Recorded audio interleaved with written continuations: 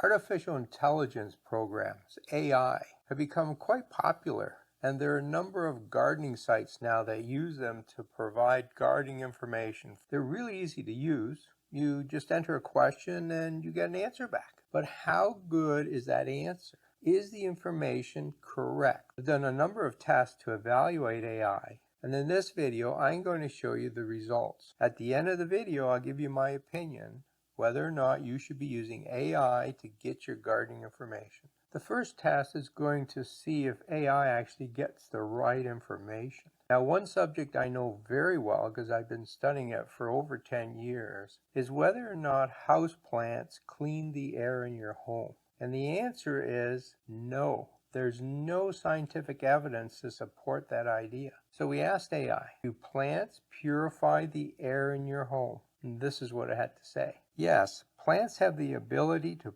purify the air in your home to some extent. It goes on to give us a lot more information than just a straight answer. And much of this information is actually correct. Plants can absorb pollutants. They can carry out photosynthesis. They produce oxygen. Effectiveness depends on the size and number of plants. However, there are two glaring errors. Number one, plants do not purify the air in a home. To get more information on that, see my blog post on this subject. Number two, plants do not increase the oxygen level in our homes. I've also done a blog post on this one.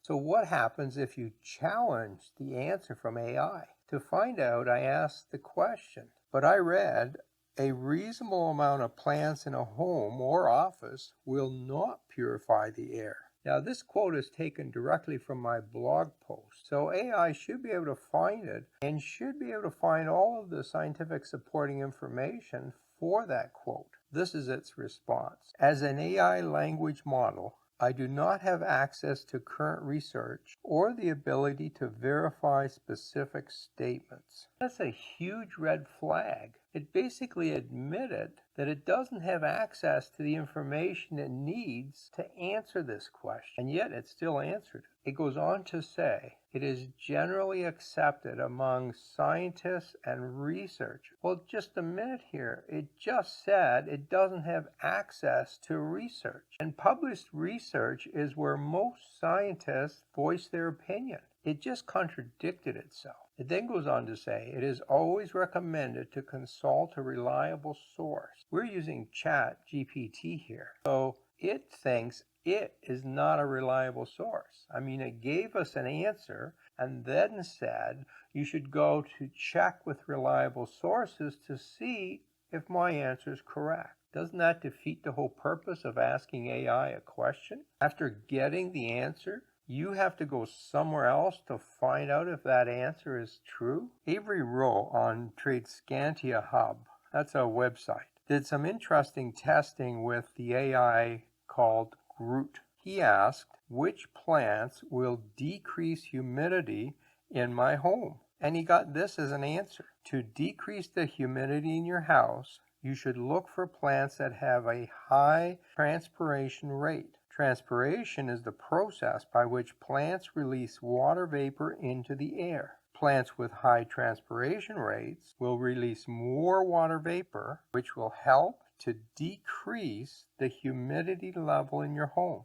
Groot clearly understands transpiration in plants and how all that works, but it seems unable to logically hook that together with humidity. It's got it backwards. Transpiration releases water vapor into the air, and Groot actually says that. But that doesn't decrease humidity. In fact, it increases it. The answer is just mumbo jumbo. Now, if you read it carefully, it sounds very intelligent and very persuasive. And that is what AI is really good at.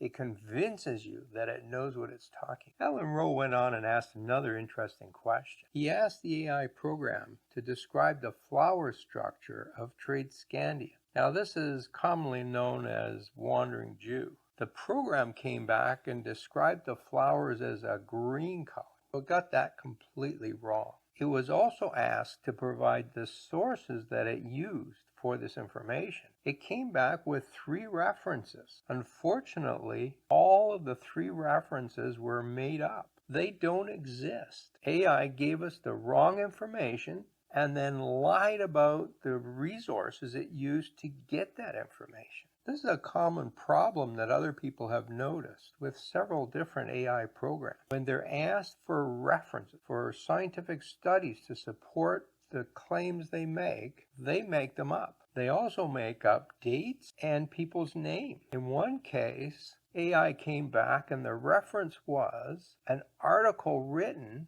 in The Guardian. That article doesn't exist. Now, the author exists and the magazine exists, but there's no such article. What does AI think of itself? To test this, I used a new AI app that's available from Garden Savvy. This is promoted as a garden-based AI program. So I asked it this question: is your information always correct? Now, I know it's not correct because prior to this question, I asked it a couple other questions. One was about using plants to purify the air in your home, and it got that one completely wrong. And then I also asked it about using marigolds as companion planting. And it came back and said, hey, that's a good idea, it really works. And yet there's no scientific support for that. And I've written a blog post on marigolds as well. So we know that its answers are wrong. Here's what it thinks of itself. I strive to provide accurate and reliable information based on the knowledge and data programmed into me. However, it's important to note that I do not have real-time access to the internet nor the ability to verify accuracy of every piece of information. My responses are generative based on pre-existing knowledge and patterns, which may not always reflect the most up-to-date information or account for every possible scenario. Therefore, while I aim to provide accurate information, to the best of my abilities, it's always a good idea to cross-reference and verify the information I provide with authoritative sources or consult experts in the respective fields to ensure the most accurate and current information. I found that quite surprising, and there's a couple key points here. This type of AI does not have access to the internet. It can't verify information. It doesn't know if the information it's giving you is correct. And number 3, it tells you, go off and verify the information I just gave you to see if it's actually true.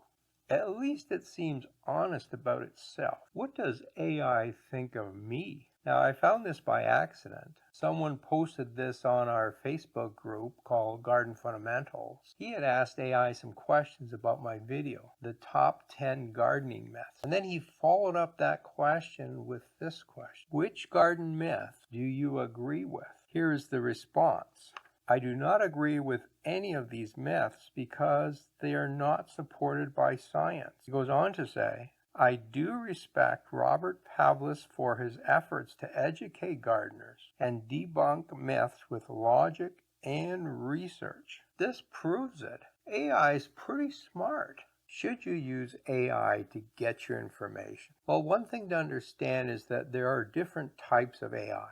The one we're talking about here is called regenerative AI. It's also called a chatbot. Now, you might think that this is special software that goes out and gets all the information in the world and filters it down and tries to get the right answer, but that's not what it does. The developers of these applications have taken a fixed set of information and fed it into the system. That's the only information it has access to. It can't go out into the internet and get fresh information. The cutoff date for that information was October 2021. In February of 2023, the Harvard Business Review put it this way: it doesn't know anything beyond that date. As far as ChatGPT is concerned, Russia hasn't invaded Ukraine. FTX is a successful crypto exchange. Queen Elizabeth is still alive. And COVID hasn't reached the Omicron stage.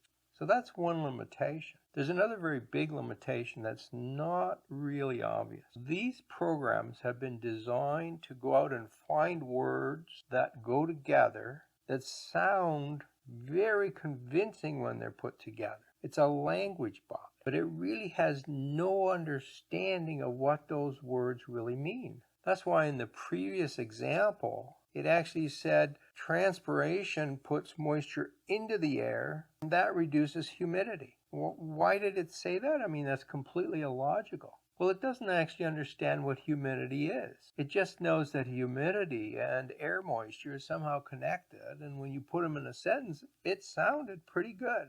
Another problem with these programs is that they rely on the most common information. So if there's 100 blog posts out there that look at some gardening information and get it wrong, and there's one or two that get it right, it will report on the 100 that get it wrong. It doesn't try to figure out which of those scenarios is right. Now that's an inherent problem, because what it means is that all of the gardening myths out there are reported as being factual. I mean, that's why they're myths. They're myths because so many people out there keep repeating them over and over again as if they're fact. The AI takes that and says, it must be fact. Most of the people are saying it. My real concern with this AI at this stage of development is that it's going to perpetuate new myths. And there are lots of gullible people out there that won't examine that information. They're just going to go and repeat it and repeat it and repeat it all over social media. And suddenly there's hundreds and thousands of people that will believe that myth. AI is going to generate new myths for us. Now, that's not very good for you, but it's great for me because I'll never run out of new myths that I have to debunk. So should you use AI? The answer really depends on how you're going to use it. Use it correctly, it can be useful. Ask questions, particularly if you don't know what the right terminology is. You'll get new words back. You can then use those words and go somewhere else like Google and look things up and find out if they're really true. You have to go and verify everything that AI tells you. It's just a starting point. It's kind of like going to your favorite social media site and asking a gardening question. Whatever the answer is, you can't trust it. You have to go out and verify whether that answer is correct. AI is no better than other people on social media. Verify your facts. And I know I'm a little biased here, but one of the best places to verify these things are on my videos or on my blog, gardenmyths.com. After all, even AI says you can rely on my information. By now, you're probably wondering about that video, the 10 garden myths. Well, you can get to that video right here. Happy gardening.